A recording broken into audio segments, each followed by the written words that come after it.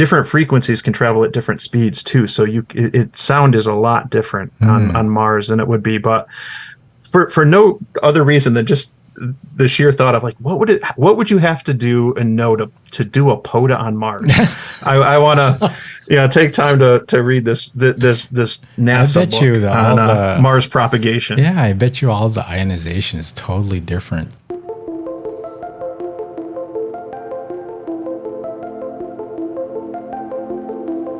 I'm Dennis Mahato, amateur radio call sign AD6DM, and this is the Hamdom Thoughts Podcast. This is a podcast about amateur radio, prepping, software, and tinkering. Hello again. Today I get a chance to talk to N2MAK Mike, also known as Never Too Many Antenna Kids. Mike is a New York native, Board of Directors for the Rochester Amateur Radio Association, one of the largest active clubs in the U.S., and an active Parks on the Air ham radio operator. On YouTube, Mike likes to share his antenna tests and POTA adventures, and always seems to be having a great time operating amateur radio. Let's get to know him more today. Stay tuned.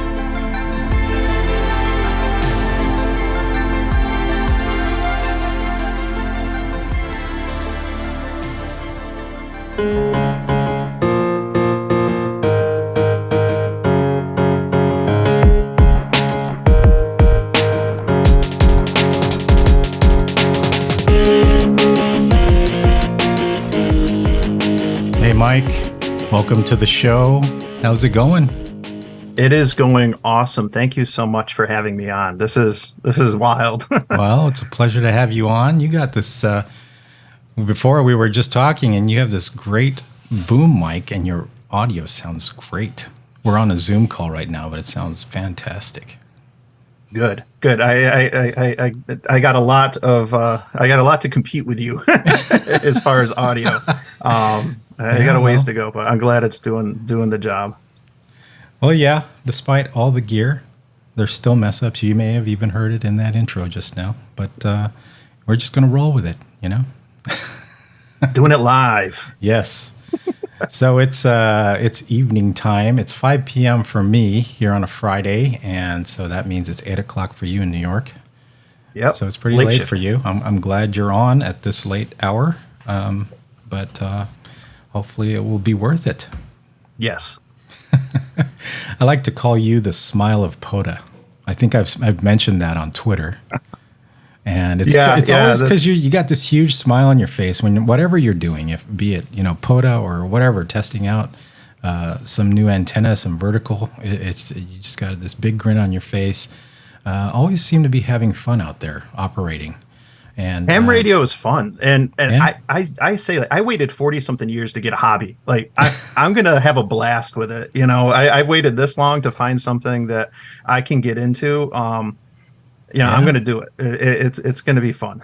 Yeah. Well, I'm glad you're you are on Twitter. I'm glad you're on Twitter, but I saw a lot of posts from you on Twitter, and then you started this YouTube channel, and now it's a growing channel.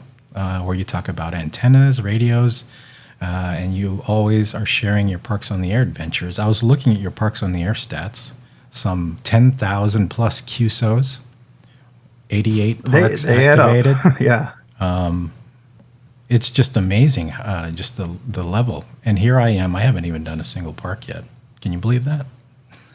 I know have you done a SOTA though? I've done a couple of SOTA adventures, but Parks on the Air, not yet. So I know I've already lost half my listeners right there. They're just so frustrated, and they just turn the thing off. But yeah, why don't you tell us a little bit about yourself? How you got started in ham radio, and what got you into it? What piqued your interest? Yeah. So how did I get into ham radio? Let's see here. I guess I'd say it's three things. It's politics, preppers, and a pandemic. Who doesn't like alliteration, right? Okay. The 3 P's there. There we go. And it's going to sound like I did my homework there, but I just came up with that like 15 minutes ago. Nice. So I'm not in IT. I'm not an engineer. I don't work in the fire service. I'm a lobbyist, so I'm kind of a little bit of an anomaly, I think, in ham radio, at least as far as stereotypes are concerned. But I always liked math and science. I was actually a math and physics major at the start of college, but I ended up getting interested in law and politics and ended up going that route. And so I worked for an elected official down in Binghamton, New York. That's the southern tier.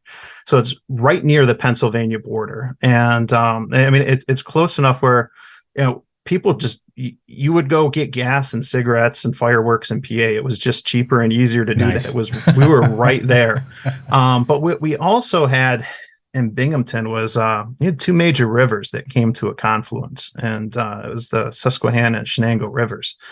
And there were two wicked floods. They called them like the 500-year floods in 2006 and 2011. And being there, fortunately, first of all, my wife and we weren't directly impacted by both of those. But you see that devastation, and working in state government, I saw a lot of the emergency response firsthand. The second flood, I spent quite a bit of time in the emergency operations center for the county. And, it definitely kind of, and at that time too, during the second flood, I had my first son. So being a lot more conscious about, what can happen, natural disasters and everything. We get hit with snow, and there's, occasional power outages and stuff in New York. We don't necessarily deal with some of the things that you might have to out in California and stuff. My sister lived in the Antelope Valley outside of LA for a while, and certainly fires, earthquakes and stuff. But hurricanes, there was Sandy, but where I am in upstate New York, it didn't really impact us like downstate. So seeing that firsthand was kind of an eye opener. And shortly after that last flood in 2012, my wife and I moved out to Rochester. She's from this area and has a lot of family out here. And when we got out here, that was around the time that Doomsday Preppers was out, and I came across that, and I loved watching that stuff. I really enjoyed it. And and one of the episodes they mentioned ham radio or communications, and I just remember seeing that, and I was like, hey, I could do that. Nice. I could do that. That seems interesting. That might be a good fit for me. And it was in the back of my mind. I had just moved out to Rochester, and we were renting, looking to buy a house. We were getting settled in new jobs. It was a big move. And fast forward a couple more years, I was doing some more research into it and saw that there was a club out here that did courses, and they did them in January and September. Well, January, I travel a lot at the beginning of the year for work, and I do a lot of traveling across the state out to Albany, to the capital. So that wasn't going to work. I figured, let me wait till the fall. I'm going to do this. Well, that was 2020.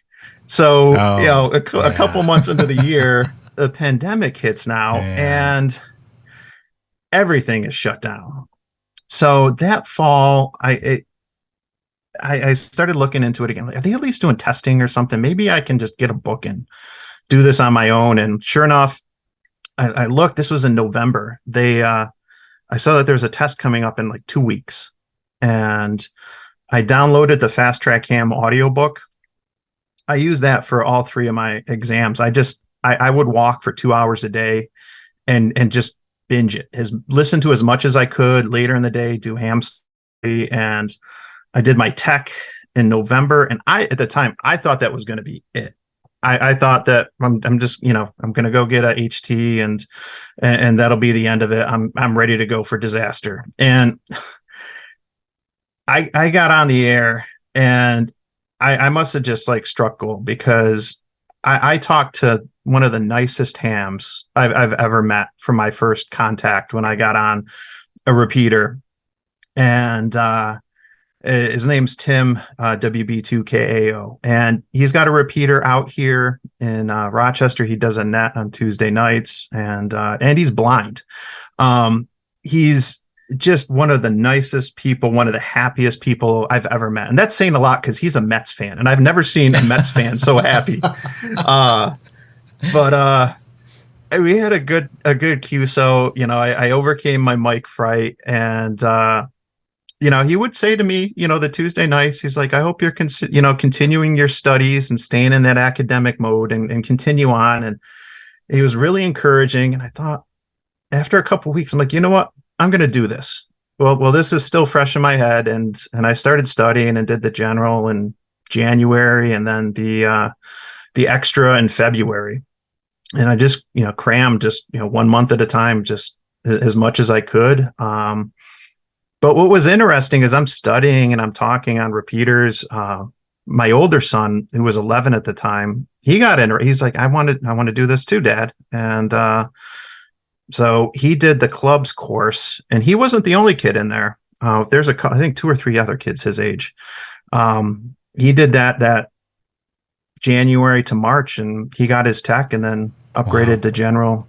You seem to have a very compacted, like for me, that your timeline is a span of a few months, whereas mine was like, I don't know, a couple decades before I reached, the extra level. That's pretty amazing, that you were that from technician to overcoming mic fright to becoming an extra. What was that? Perhaps 3-4 months? Yeah. Everyone learns differently, though. And that's the thing. And some people get into debates about the exams and if you should be memorizing answers or if you should be learning this stuff cold before you go in, and one of my Elmers would say, like, you just need to pass the test. You need to get your ticket to continue learning because, and this is where POTA comes in for me. I've learned so much just from Parks on the Air because it's got me out there to operate and try different setups, different antennas, different radios, different modes, different bands, all this stuff. And when my son was studying for his general, I'd been operating HF for just a couple months. I got my extra in February, but it was the end of March before I got on the air. But in those couple months, I learned so much, and I'm helping my son study. And I'm looking at the same questions that I answered, and I realized, oh, wait, I know this now. I don't have to remember some gimmick. Like, I know how long a 20-meter dipole is, or I know what band that frequency is. I know these things. I didn't have to try to memorize them like I did before because I had been there and done that. And when I learned, I knew there are a lot of, I'm not the only pandemic ham. There's a lot of other pandemic hams that had to learn in the pandemic. And I think that, we had to learn a lot differently because we didn't have the opportunity to go to clubs in person. Yeah. And it was months before I saw gear in person that wasn't mine. Well, that's because you just didn't experience it. That's pretty amazing about it is, you did not have that direct contact with other hams. Like my evolution in ham radio, I didn't even understand for many years the concept of HF rigs or talking across the world. For me, ham radio was that HT and the repeater systems. And I thought that was the extent of it. Of course, this was in the late 90s, so there's no internet where you're watching what other people are doing in ham radio yet. Well, there was, but I mean, I wasn't aware of any YouTube hams or anything like that, right? Whereas it just makes me wonder, like when you started and then you got your ticket for technician, and then your first contact encouraged you to keep on learning. Did you have already an idea of what you wanted to do in HF at that point, or how did you discover that? Okay, I want to be a general so I can do X, and just continue. When I was a tech, I was only interested in the MCOM aspect of amateur radio. But when I went back to go get my general, it wasn't, I'm just going to get my general again on HF. I kind of made up my mind. I'm doing all this. I'm getting my general, and then I'm getting my extra, and then we'll see what happens. I know that I'm almost positive that in the audiobooks, Parks on the Air was at least mentioned when I was listening. Mm-hmm. And I probably started to see more about that when I was studying for, my general and extra. And then shortly after, as I'm watching YouTube videos, looking at, reviews and trying to get an idea for radios, like, what do I want to get? And, so I probably heard it in the audiobook, but it was probably people like, Mike Cade MRD and Michael KB9VBR, who have been doing Parks on the Air on YouTube for a while, that kind of opened me up and where I got to see, kind of firsthand, oh, this is what's involved. And, that looks like fun. I think that's what I'll do. There's at some point, during the studying and watching YouTube that I learned a little bit more and kind of was like, okay, yeah, that's what I'm doing. And after I passed all my tests, I started looking at radios with the intent, like I'm getting something that's going to be portable. I'm not going to put anything in the house at the time. And so there's just something so exciting about taking your rig out into the field. That's always appealed to me. I've never really had big dreams of a home, like a massive home station that had, all the amps and all the stuff that's not portable, but the big stuff. I mean, yes, when I see it, when I look at a person's shack and I'm like, wow, that looks awesome. But yeah, I always get super excited about being out and about. And that's why I focus so much on portable batteries and small rigs and things that are easy to grab and go. It's because that aspect has always appealed to me. Yeah. And I like the fact that with, operating portable, it lets you try different things, do things differently, whether it's different antennas, different setups, in different bands, modes, whatever. That's where I've really continued a lot of my learning is just through Parks on the Air and getting out and operating portable and, not being afraid to try different things, actually wanting to try some different modes or different bands and, I've done a couple activations on 60 meters just to see what that's like. Yeah, and, that's cool. A week or two ago, I did some FT8 on 60 meters for the first time and was like, let's see how this goes. Let's see if it works. And sure enough, it did. And I don't think I've ever done FT8 on 60. That's interesting.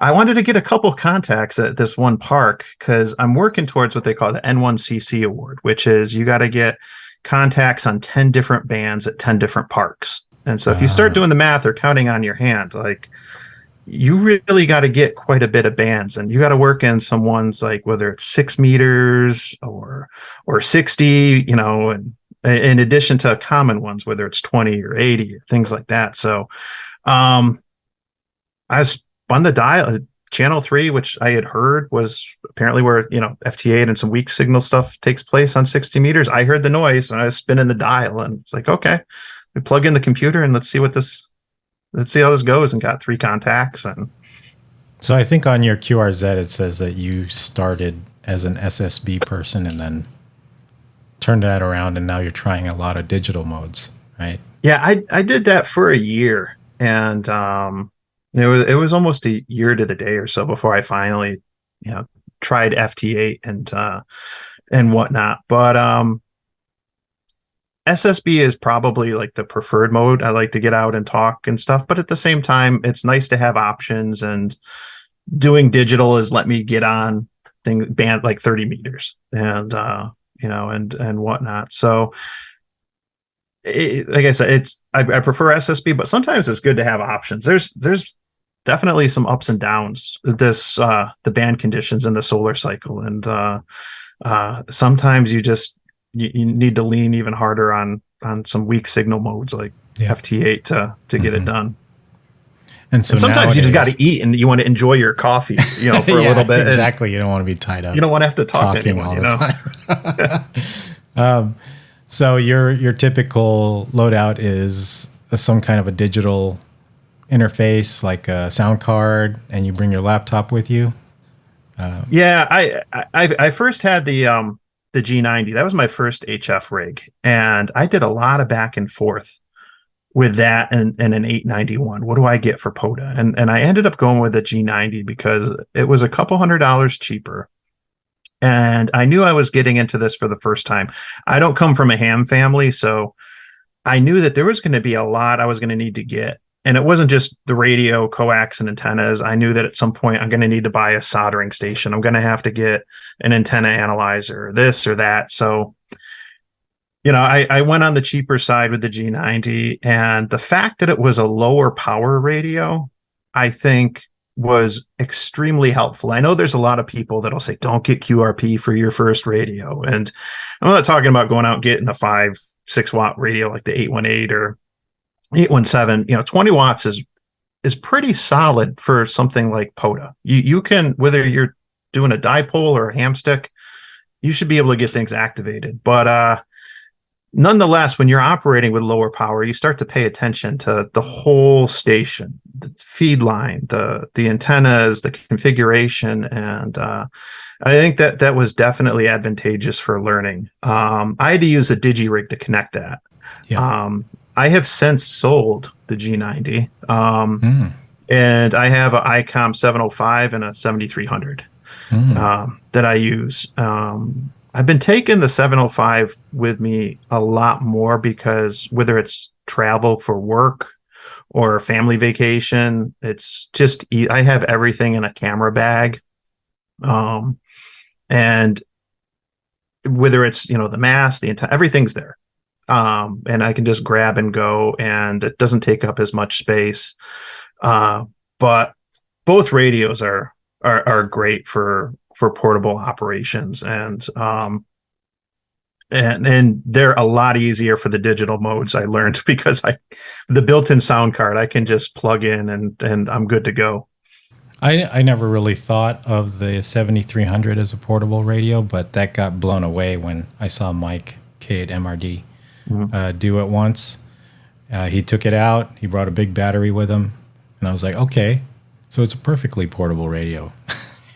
Yep. My idea before was always the 857, 891, G90. I always thought that form factor was what you would call portable. But then the first time I saw 7300 out there, I was like, yeah, that totally works, especially for things where you drive up. And when I was buying the 7300, when I got it, the first thing I did is I ran out to my car with it and wanted to see if I could fit it on the dashboard above the steering wheel. And when it did, I was like, perfect. We'll be fine. Oh, nice. But I did one of the more popular videos, and it makes a lot of sense that I did, now, looking back. I knew it would take off at the time, but I did a review on the Yaesu 710 and kind of compared it to the 7300 for portable operations, because that's what I do. That's what I know. And my club had just bought one, and they're buying it for a station that they can loan out to club members and stuff. And when they got it, they handed it off to me and said, we want you to figure this out because it's for portable use. And so I took a weekend to actually read the manual, watch a lot of reviews. First thing I did, I updated the firmware. I did like a real deep dive to get this thing set, and brought it out. I did a POTA with it. I made sure, just to be different, that the first contacts on it were FT8. I used it for FT8 before SSB, just because I wanted to have experience with that and be able to answer questions. But then the first SSB contact was park to park with France. So, I mean, the thing works, and you just can't beat that. But that said, there's a couple things, like I pointed out in the video, that, things that the 7300 has that the 710 doesn't, like the ability to easily do the SWR bar chart. And when you operate portable like I do, everything affects everything with antennas. You always want to be able to check the SWR and see where you are. And I do like the emergency tuner on the 7300, because you put that in the emergency mode, and now you've basically turned the 7300 into a 50 watt G90, because that tuner will tune anything once you do that. And it just drops the max power down to limit the current and the voltage on the components. And so there's some fantastic features. That said, the 710 is a great radio. I'm looking forward to playing with it some more. Yeah, sounds like it.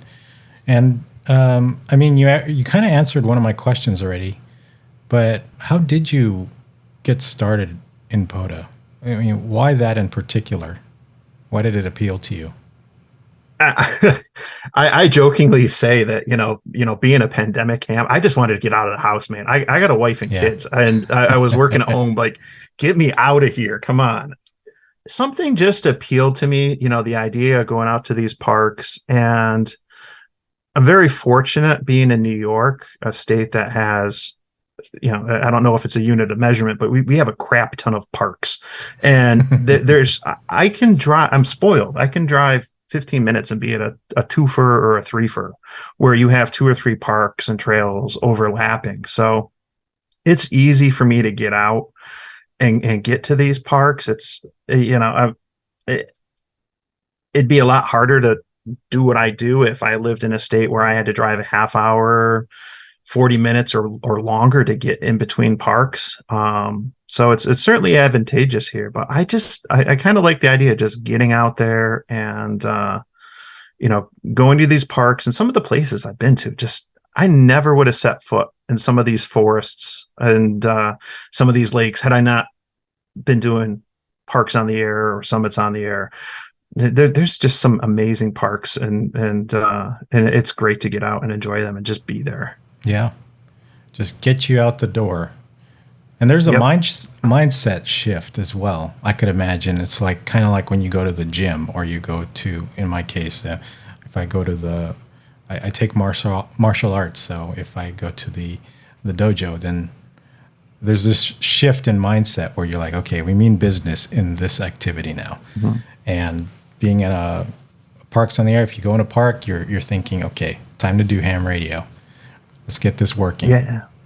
Yeah. And one of the things that I don't think it's talked about a lot that's really appealing for POTA, and I'd imagine SOTA as well. I've only done a couple of those, but it's some of it's the planning that goes into planning is fun. I think there's only one all-time new one left in New York as far as a park, and that's one that's never been activated.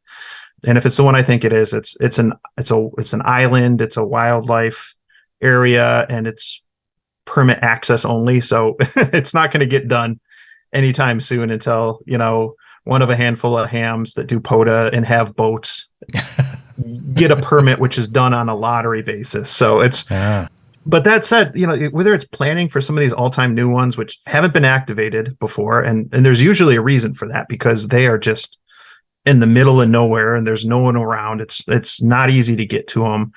Or if it's just a new park that, I'm on vacation and I notice that there's some parks nearby and I want to go check them out. Like the planning that goes in and doing the maps and trying to figure out, looking at satellite photos, where the parking lot is, what's the terrain like? Are there trees, or where can I set up? How can I set up? Some of the planning that goes into these is fun. And it can be just as much fun, the hours leading up to an activation. As the activation itself. Yeah. So you like going outdoors in parks, you like planning for these things. Tell us about some other things that you like to do most in ham radio. A lot of it is, I've lately mentioned trying different bands. I love trying different antennas. I just got the N9 SAB off-center fed dipole. Yes. And finally got it on the air. That's on my back deck. I think I responded to your tweet about that. That's my very first HF antenna, first contact as well. That was first time ever using an off-center fed dipole, so that's really neat. But I like trying definitely new antennas, and I've been using elk antenna, the dual band log periodic, which is for 2 meters and 70 centimeters. I recently got that. I got a chance to use it back in May. It was right before Hamvention. And then at Hamvention, Robert, Digital Rancher, had it. And we were using that when trying to get Carlos when he was Parachute Mobile. And so within 2 weeks, I got to see see this antenna in action and was blown away. So I'm like, I got to get one of these. And it's nice having the 705 where you get the opportunity to do 70 centimeters and 2 meters on SSB and stuff. And I just figured it'd be something fun to do. And satellites are definitely on the horizon for me. It's something I want to do sooner than later. So I figured it'd be a good investment. And talk about getting out there. Fun. I mean, there are people in satellite hams who just, they make it a point. I'm going to this part of the country, just this part, because this is a grid square that a lot of people need. And so I'm going, and it's like, I'm blown away sometimes that people take these massive trips just to get this one particular grid square. Yeah. So I just, at the end of the day, like I said, it comes back to just trying new things and continuing to learn. I think it's easy in this hobby to sort of get this indecision paralysis where, between all the squirrels that we see, ooh, there's a squirrel there, there's one over there, to, things that we really want to do, it can be overwhelming. And one of the things I found by doing the YouTube channel was it kind of forced me to organize all these ideas. I have things that I want to do or try, into a list and go through. And then I love operating with lists. I like to cross things off, and it's an easier way to get organized, because otherwise, like, you can read all these articles, watch these videos, see these antennas, and think, oh, I want to try this, I want to do that, but ultimately you got to make the time, and I wish I had more time so I could do all the things, but don't we all? Yeah. So what do you have planned for your channel upcoming? So one of the things that I want to do, and hopefully can get down there, that we have out here in Rochester, is we have the Antique Wireless Museum. And that's probably only, and it's a crime I haven't been there yet, because it's probably only 30 plus minutes or so from my house. But we've had guys from there come do presentations at our club, and I think it's a neat opportunity to go there, and I'll certainly do a video when I do, and check out, some of the old Collins radios and some of the old rigs, and just learn a lot about the history of the hobby. So that's something that I definitely want to do sooner, than later, and we'll see what happens. I'm definitely going to be doing more POTA and some SOTA too. I kind of made a point the last year during the VHF contests. I always like to go out and do a Summits on the Air activation. We got a pretty active VHF group in Western New York, and it's a good opportunity to try those different bands and modes and be able to go out with a tri-band HT and get contacts on 220 and do 2 meter sideband and things like that. So I did that for the first time last September. And then I did it in January, I did it in June. But this year, I just presented to our club this week, threw it out there to anyone in the club who wants to kind of tag along and learn about SOTA and POTA as well, because the summit we're going to go to is also a Parks on the Air reference. So you can get 2 for 1, and you can do it if you're a tech, because we're going out during the contest. There'll be a lot of activity on VHF and UHF. And so there'll definitely be some POTA SOTA videos to come. I mentioned antenna stuff. I'm probably going to do a little bit more with the Rybakoff antenna too. That was one of I did a couple of videos on the Rybakoff antenna that did really well. And it seemed like there's a lot of interest in that antenna. And I want to do some tests on it and try some different configurations and setups with the radials and that's the first time I had heard of a Rybakoff. I'm sure a lot of your viewers as well. That's the first time they've heard of anything like that. Yeah, and it works surprisingly well, and the history of it's interesting because it's an Italian that came up with it, who later moved to, I think it was South Africa, but then gave it a Russian name, Rybakoff, which is for fishermen. And it's because the length of it was about the length of a fishing pole that you would use for the mast and whatnot. But yeah, it's fun, doing these experiments, trying new antennas, seeing what works, what doesn't, and so definitely some more Rybakov in the future, and certainly I gotta get some satellites. I gotta hunt some birds, and I gotta do something with the N9 SAB antenna. I'll have to think. I gotta think of a fun activation to do with that to kind of put it through its paces. When I built the car link dipole, the Coffee and Ham radios, I think it's their Mercury. I brought that out and I did a 1 watt POTA with it. And 1 watt. Yeah, I remember that. And I mean, it was amazing. And that was one of the first times using a dipole for a Parks on the Air activation. So I got to think of something fun to do with the N9 SAB. But so far it's working out good on the back deck. So, well, that museum certainly sounds very interesting.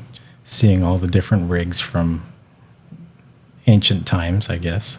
I don't know if you call it that, but the old days. And I definitely would love to see more like actual. I haven't watched too many YouTube videos of satellite activations or satellite QSOs. I know Mike K at MRD recently had a video where his camera died when it actually happened. So we're just like, oh, okay. We got the audio, but we didn't see him actually doing it. But yeah, that's really cool. I know the excitement when you get through on a bird. It's like, wow, I actually did it. And the one time that I guess it's AO92, which is no longer. I hear it's no longer available. Okay. I got 2 contacts in 1 pass one time, and that for me was like. I was over the moon. It was just so awesome afterwards. I was so excited after doing that. Yeah, it seems like satellites and CW are two of the things that a lot of people are gravitating towards now, and that's awesome. You know, CW's on the horizon for me at some point. I'll get to that. My challenge was, as you mentioned earlier, I spent almost 4 months just taking tests, listening and reading books. After that was done, I just wanted to get out there and operate. And that's part of the reason I just did SSB for a year was I was like, enough of this learning right now. I just want to get out there and play around and have fun and whatnot. But I'll definitely get to CW. We got courses that our club does. So I'll get to it eventually. Yeah. The fun thing for me about getting into digital is that there was a time when concepts like WinLink or PSK31, RIDI, even CW, FT8, Arden, these things, they were completely unfathomable to me. I would read about them and I'm like, this sounds so cool, but I have no idea how I could get this going. And, you know, I kind of set goals for myself, like 2020, 2021, that I will have done something in these areas. And after a while, things started falling into place. And I started understanding the concepts and understanding how to do the configuration on your computer. And I think it was, I want to say it was FL Digi. Something just clicked for me where I figured out how to get the sound in your computer properly at the proper levels into the radio so it's transmitting clean. And from there, it opened the floodgates for digital. I was just like, okay, now let's try this mode. Now let's try this mode. It's like once I cleared that one hurdle and everything else started to make sense. And so FL Digi, and then big mystery to me was, you know, how do you connect to a WinLink gateway? How do you even know where they are? And that kind of stuff. And slowly but surely started figuring those things out. And it's just opened up from there. So I get it. You're talking about, I just want to get out there and operate it. For me, it's like I would hear about all these different modes and I'd be like, how do I get on that? And I would spend so much time just trying to figure out, okay, I need to participate in this. My most recent thing was VAR AC, which just this year got on that. And pretty fascinating concept that I've heard that it's not that popular. Not many people are on it, but I get a ton of traffic on that thing. 14.105. And I got to give that a shot. I started doing WinLink after I got to 705, and so it was around November or so. So, almost a little over half a year, I guess. And I have Vara, and we did a bulk purchase that a bunch of our club members went in on so that we could save a little bit on the license and everything. That's cool. You got the high-speed license then. You're all set. Yep. Yeah, so it's on the list. I want to try some of this digital stuff because I've done WinLink and FT8, but I got to try JS8 Call, even RTTY. I want to try just to see what that's like. Yeah, there are some folks like K0EAP, big CW guy, but does the RTTY contests, and I've always wanted to do that myself. I've always wanted to get all my macros set up in FLDigi so that I can join in some of these RTTY roundups and other RTTY contests and have everything all set up to... I hear it's a lot like FT8 where you're just pressing buttons. One of the hams, click their call sign, it fills out a form, and then you just hit buttons and it sends out all the formatting for you. Yeah, a friend of mine who does POTA had started doing some RTTY recently, and he was telling me that once you just got to get the macros all set. Once you get your macros and all those things figured out, you're good to go. So and that's something I still haven't done. Yeah, you and me, and many others. But yeah. All right. Well, so you have a 7300, you have a 705, you sold your G90. Yep. So I'm imagining, I'm guessing here, but tell us a little bit about your home shack. I imagine it's a 7300 and some home antenna, maybe a vertical or a DX Commander, maybe. I don't know. My home shack is nada. Still do not have almost going on 3 years. I do not have a permanent setup at the house. So it's always outdoors, always away from home that you're operating. Wow. Exactly. Yeah. Okay. I check into nets, during the week from home. I can hit, because I'm in the suburbs of Rochester, I can hit the repeaters that I need to hit with an HT in my house if I need to or something. I do check in when the weather's nice. I'll go out, I'll set up the 7300 or the 705. We have some local nets on 2 meter, 6 meter, 10 meter SSB. So from time to time, if I have the time and the weather cooperates, I'll go outside, I'll set up and do some of those, but nothing at home. So for me, a lot of it is just getting out there and learning stuff in the field. That's kind of where part of the delay has been with some of these things, because when I learned FT8, I learned it at a park. A ham that I had brought out for one of his first activations ended up getting into some digital stuff. And so I asked him, like, all right, it's your you got to Elmer me now. You gotta teach me this FT8 stuff. And so we met out at a park because I was like, I want to learn this in the field. And so, at a park bench in a frosty April, like I learned FT8. And so it makes it a little bit more challenging. And, I got a family. I volunteer coach. I'm involved with my club. I got work. And, sometimes for me, it's very sporadic when I get the time to go out. I might not get a lot of notice now because I got so many parks near me. It's not that difficult to go out somewhere. If I get a brief window and I can sneak out early in the morning or late at night or whenever it is.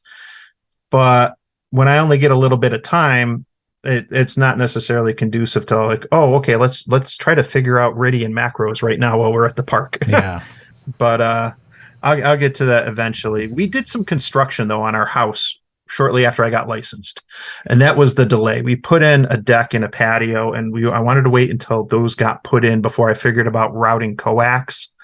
And then now with my wife changed jobs this spring, and we're got to get a office built in the basement. So we're kind of seeing how a couple of these things shake out in the short term before I put anything in the house. But I'll get around to it eventually. I get a lot of flack because I still don't have anything. I think that's amazing because, just so many things that I've done in ham radio. I needed kind of like the secluded garage time to figure it out. And just imagining getting on FT8 the first time, but having that happen in the field, that's amazing to me. Yeah.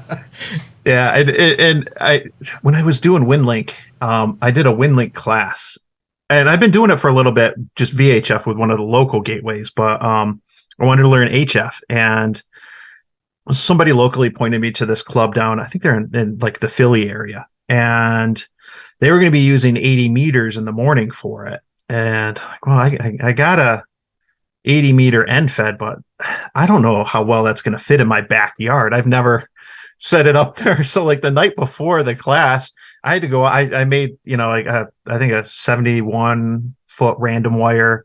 And I had to make the antenna that I could use and set it up the night before, so that when I got up in the morning at 8 o'clock, 9 o'clock in the morning for this WinLink class, like, all right, I'll be good to go. But it worked out. The antenna did it. Necessity drives invention. Yeah. Yep. So I had a quick question that came to mind. Yeah. So as a pandemic ham, I have never said that phrase before, but as a pandemic ham, so you're saying that it was very difficult to join in any classes or anything like that because everything was shut down. And yet you mentioned this radio club that you're part of, that you are now the board member of. So when did that transition happen? When did you start going to a club and start getting involved in like just the management of that club? Yeah.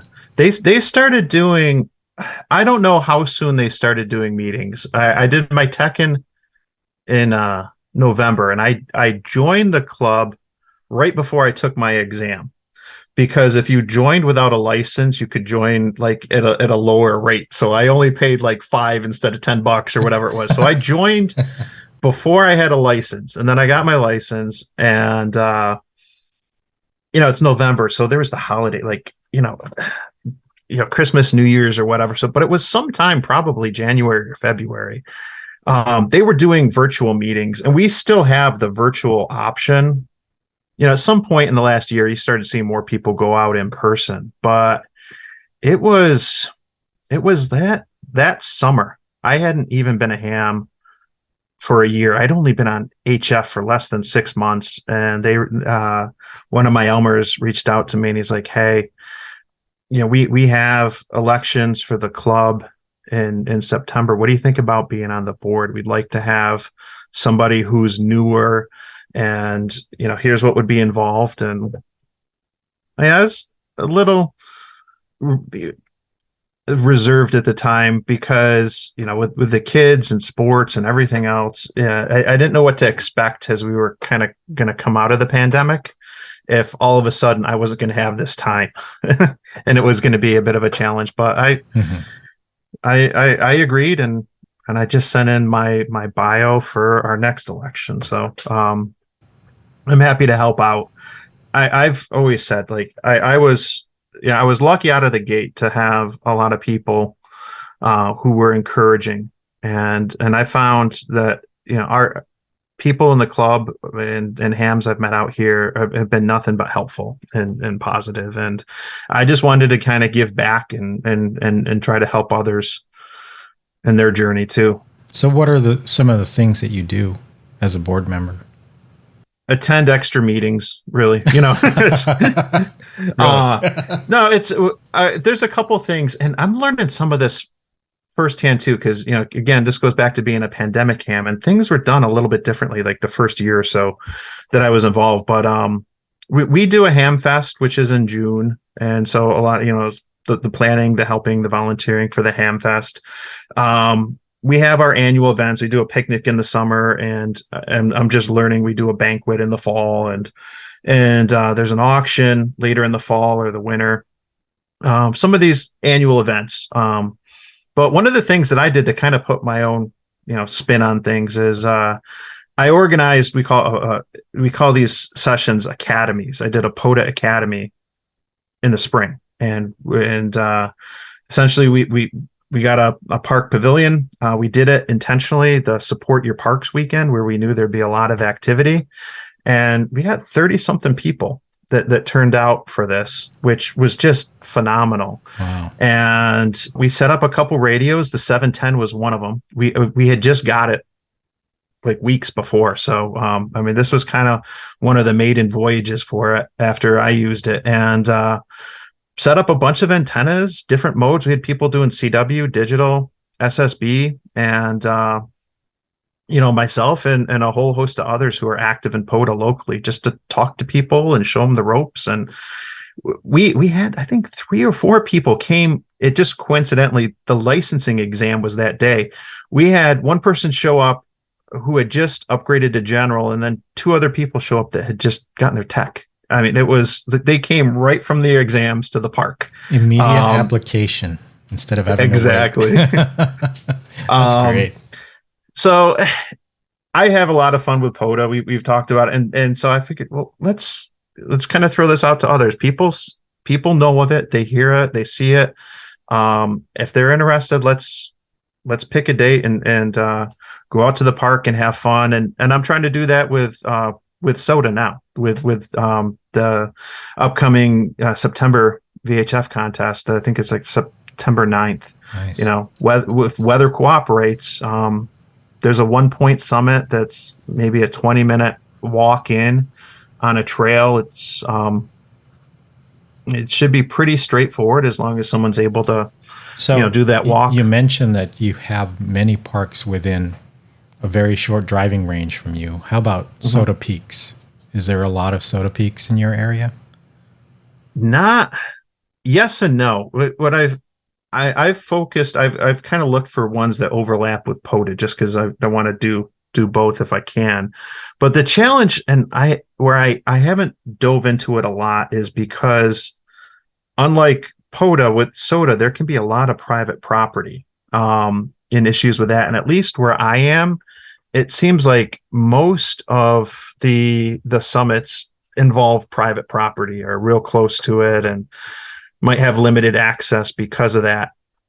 That's Western New York and the Finger Lakes. If I were to go hours east out to the Adirondacks, that's going to be a different story out in the Adirondacks, where the Adirondack Park is massive.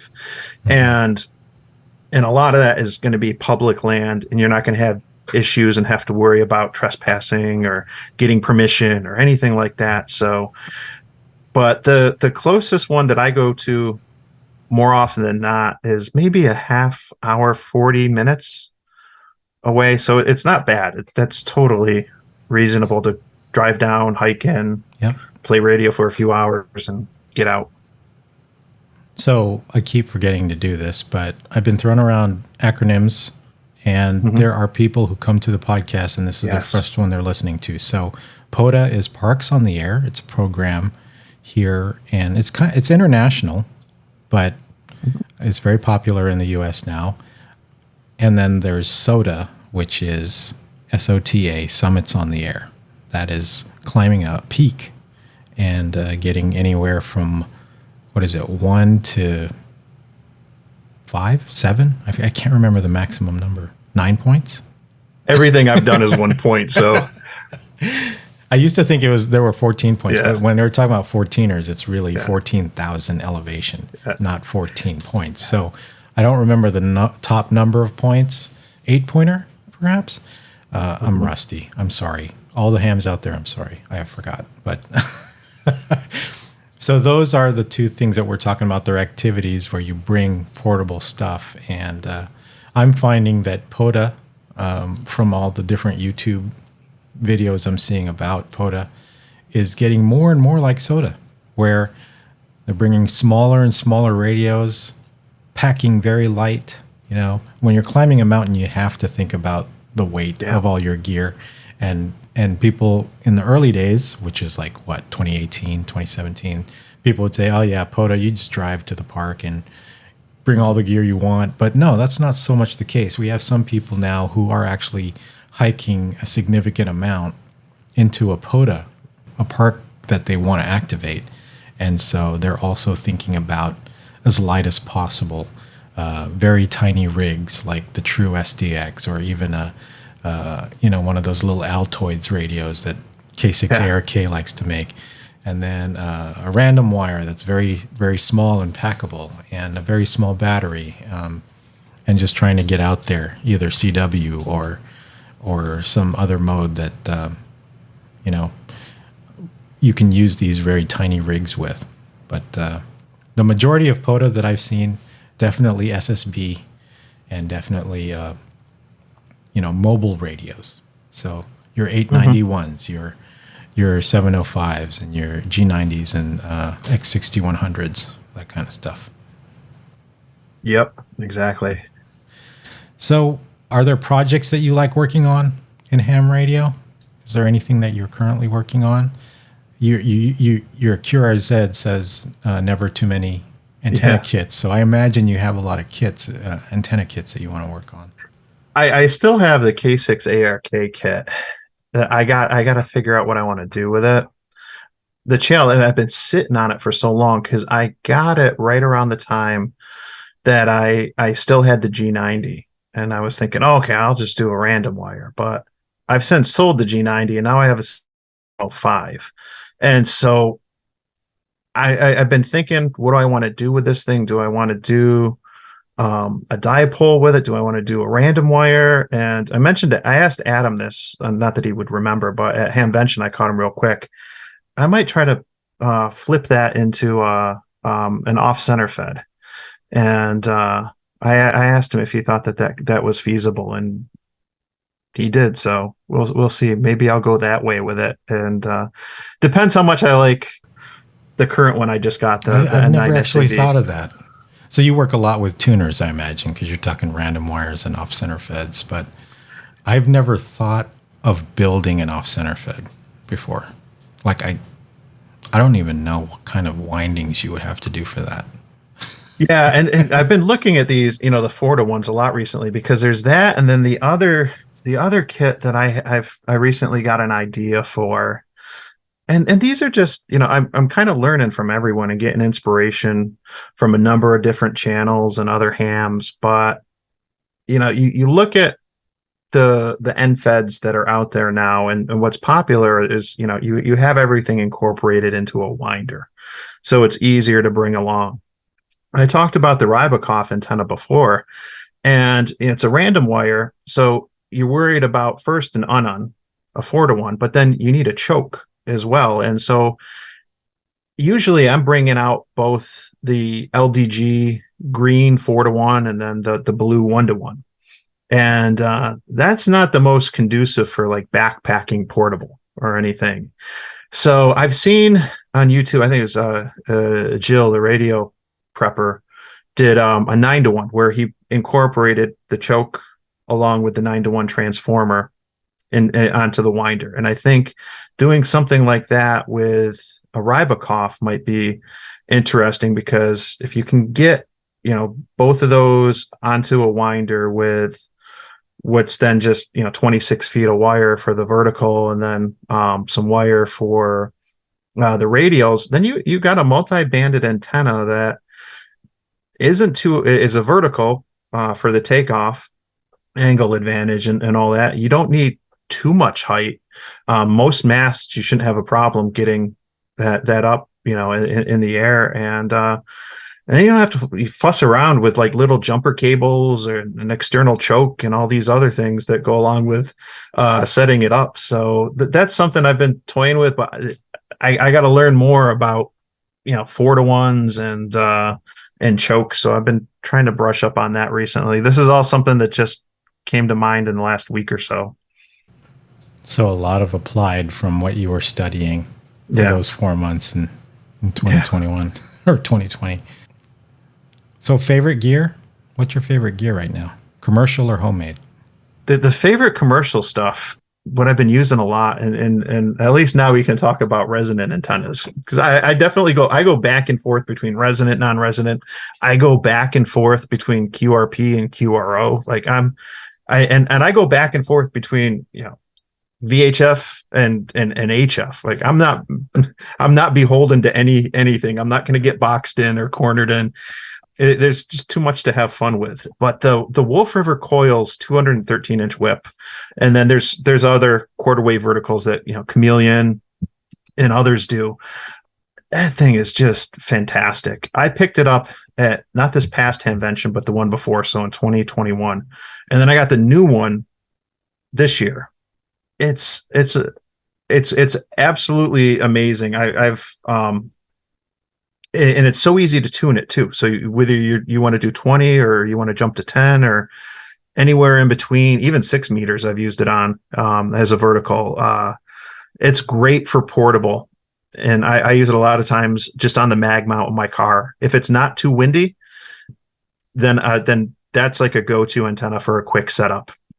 And then I do like the car linked dipole a lot. That's kind of been my first experience using like a real dipole, and I want to use that a lot more too. But then the elk antenna I mentioned earlier for VHF and UHF, I had a lot of fun with that a couple weeks ago on a family vacation where we caught some tropoducting, and it was just a blast between my HT and then that antenna. The contacts that I was able to make, that was just a lot of fun. And then I know, how far did you get? I was just doing local stuff. I was going from up near the Thousand Islands down to Rochester. It was 80 miles, but I was doing 80 miles on 70 centimeters with 1 watt. Wow. SSB. And so amazing. Yeah, it was. And that's it was something great. you don't hear every day. 70 centimeters SSB. Yes. Like, to be honest, Yeah. I have never. I guess I kind of knew that the 705 could do SSB on all modes, but I never put it together because I have only done 2 meter SSB on the 857 back in the late teens. But yeah, SSB on the 705, 70 centimeters. I got to make a 70 centimeter SSB contact now. It just sounds fascinating. That was my first one that I wanted to try. I knew we had ducting, and wow. I checked into a couple nets back in Rochester, on FM, and then I mentioned, I'm like, all right, I'm jumping to sideband. Yeah, I was about to say, wow, 2 meters, you and have nets on SSB. That would have been awesome. Talk to someone, and he's like, all right, let's try 70 now, and we got to 70, and then we're like, all right, let's see how low we can go, and we were oh wow, perfect copy. About a 5.1 or so on 1 watt. 1 watt. Yep. Like, I like to kind of like subtle brag about, because my main WinLink connection is about 43 miles away, and I use a 5 watt HT to send mails that way on 2 meters. And everyone's like, wow, 43 miles, how are you doing that with just a handheld? And I don't know, I guess I'm in the perfect position in this bowl of a valley that I'm in, that I'm able to do that. But just to think 80 miles on 1 watt. Yeah. That's amazing. Yeah. But I always like to say, when it comes to some of this stuff, like it's like, okay, let's try 70 meter single sideband, or let's try FT8 on 60 meters or whatever it is. Like, you don't know unless you try. And yeah. I mentioned the indecision paralysis in this hobby before. You get inundated. There's so much to do, or so many things, or you're afraid to make mistakes. At the end of the day, like, we don't know unless we try. Just give it a shot. Yeah. And that's how I'm learning. That's I mean, these interviews and YouTube videos is how I get the inspiration. I'm like, oh, I want to try that. Yeah. I've never heard of that before. Yeah. So, what are some of the things you wish you knew more about in ham radio? Definitely balance and ununs right now.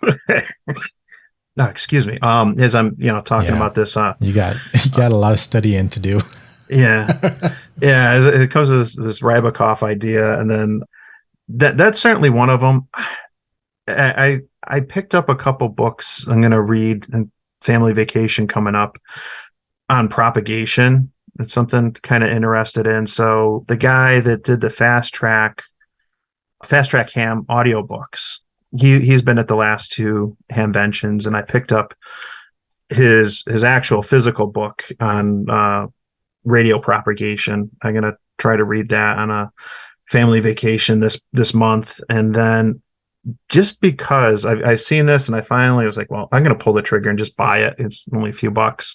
I picked up a book. It's a NASA book on radio propagation on Mars and how it would be different on Mars. And I already know something like that, how sound travels much differently in the Mars atmosphere. I think, if I'm not mistaken, different frequencies can travel at different speeds too. So sound is a lot different on Mars than it would be. But for no other reason than just the sheer thought of like, what would you have to do and know to do a POTA on Mars? I want to, take time to read this NASA book on Mars propagation. Yeah, I bet you all the ionization is totally different, and it's like, yep, you probably have to have some weird, it's like, oh yeah, I did this POTA on, 37 meters, or something like that in order for it to work. Yeah. Yeah. But I thought it'd be a good learning experience because when you do things like that, it helps you understand other facets of the hobby. And at the end of the day, I just think it'd be fun to just do a brief presentation to the club or do a quick YouTube video. Like, okay, here's what you need to do a POTA on Mars, other than get them to actually, designate a park there and get there, forget all the difficult stuff. Like here's what it would look like and how it would have to work. I just think that'd be, it's trivial, but I think it's fun.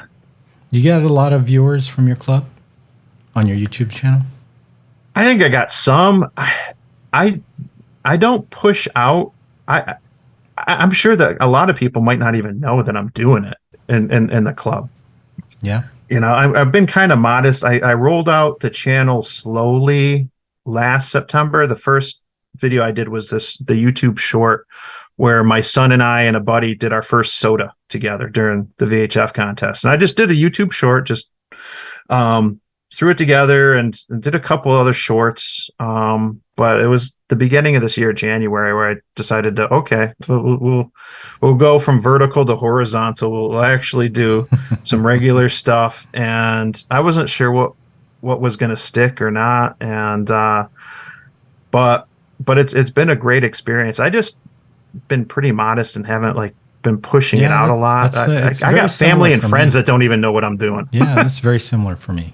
I found I when I am meeting with hams in my city or in my area, I don't really talk about the online aspect of my ham radio at all. Like I don't even mention this podcast or some of the YouTube videos I've done, and it's kind of weird to me that I would. Well, the other thing is too, a lot of the hams I hang out with, that's not their area. They don't like watching YouTube videos about, or at least they don't really talk about it. They don't talk about watching YouTube videos about ham radio or listening to podcasts about ham radio. So it just doesn't come up, and so a lot of the time someone will discover me kind of offhand in a roundabout way, and they're like, wait a second, all this time you've been doing this podcast? And I'm like, sorry I didn't mention it. So can you tell me who are your ham radio Elmers or inspirations? Yeah, I mentioned Tim McGee, WB2KAO early on. Your first contact. Yeah, first contact on with the HT after I got my tech, and he's just such a great guy, and is so welcoming to a lot of the new hams in the hobby. A lot of new hams, it's getting on his repeater and his net. Those are their first contacts and stuff, and he's just such a good ambassador for the hobby. And another Tim, because here it's certain names in ham radio, like Mike, they're all over the place. But here, Tim is another common one. Tim Brown, WB2PAY. When I first got involved with the club and was getting licensed, he was the education coordinator for our club. He's since stepped down. He's still active in it and does a lot of the CW training.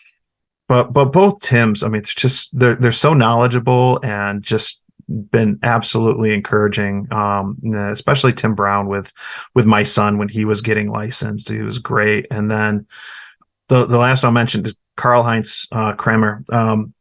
He is the current education coordinator, and he's the one that taught my son. He did the tech class and does the tech class for our club.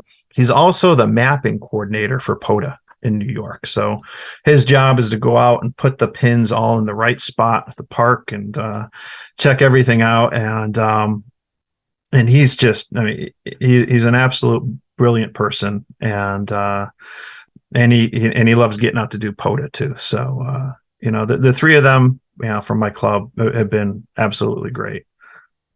That's great. So we're coming up on, what is it?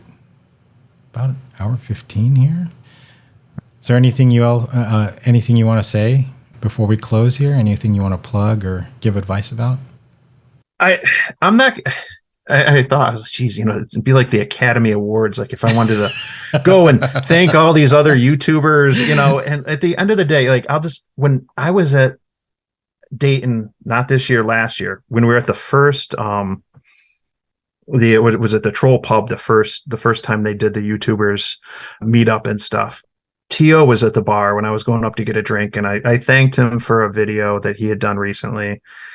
I can't remember what it was, so must not matter that much. But I was like, oh, thanks for this, and he looked back and he's like, we're all learning from each other.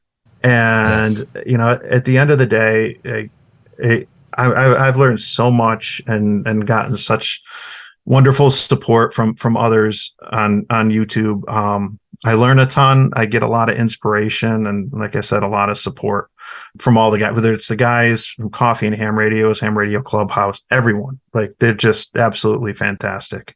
But I do got to say thank you to Scout 75, because I wouldn't be here today if it wasn't for him.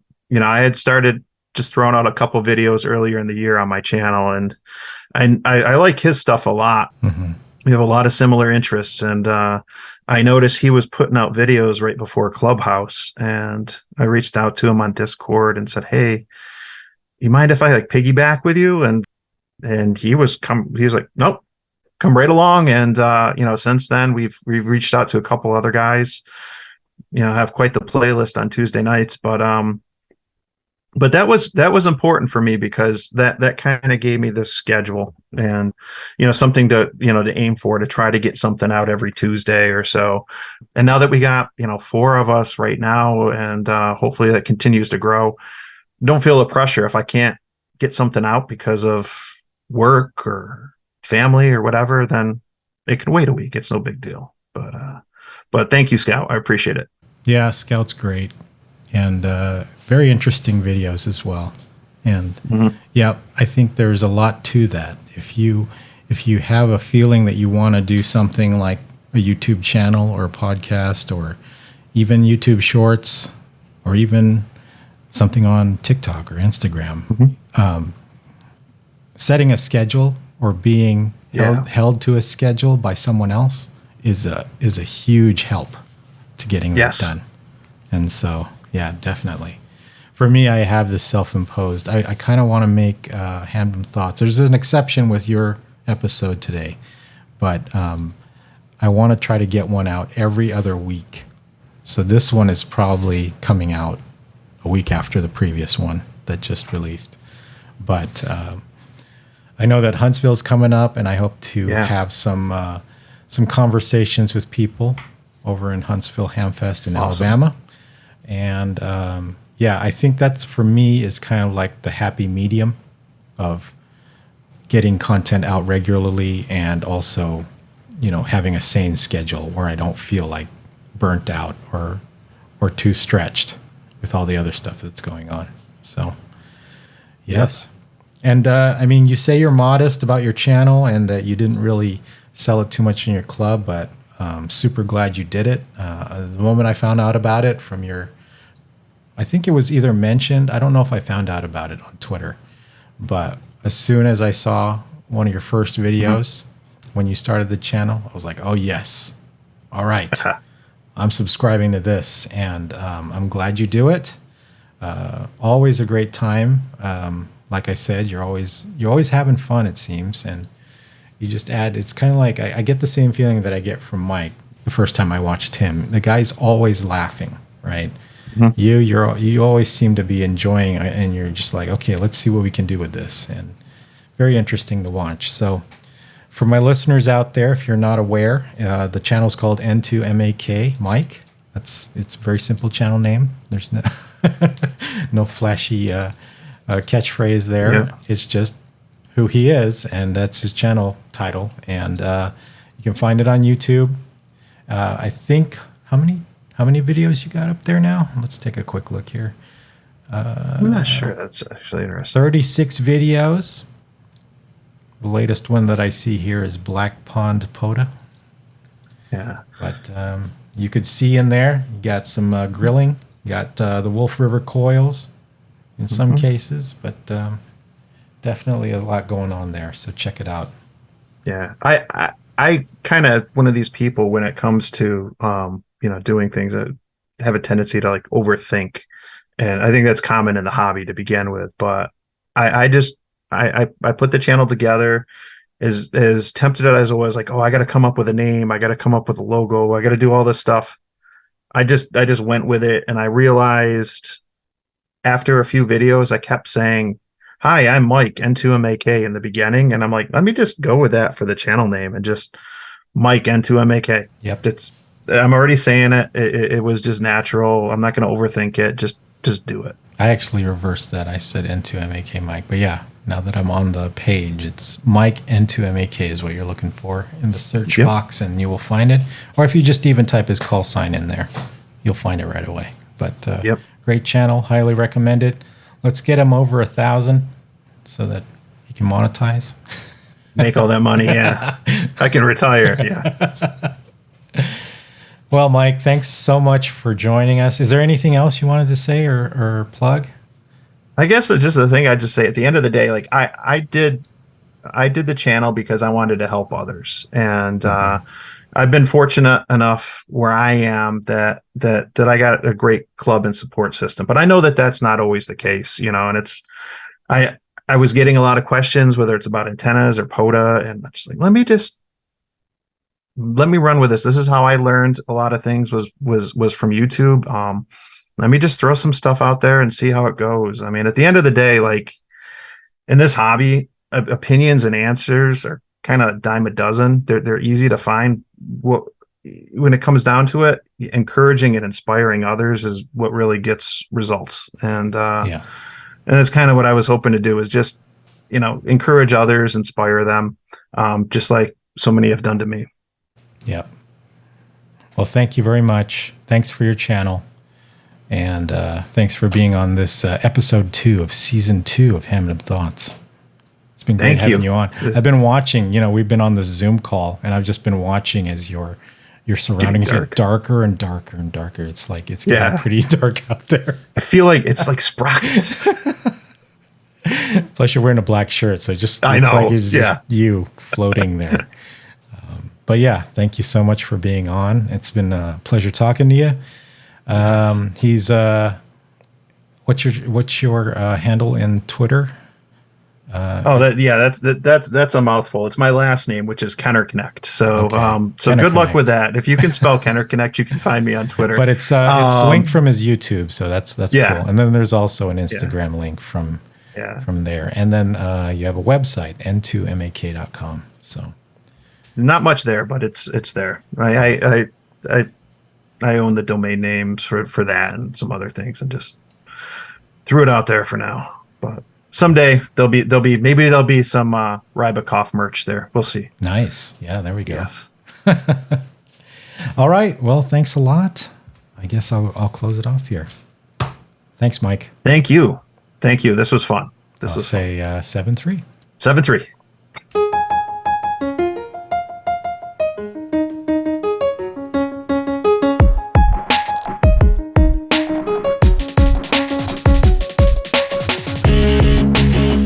Been listening to Hamden Thoughts by AD6DM. Thanks for listening, and we'll see you again next time.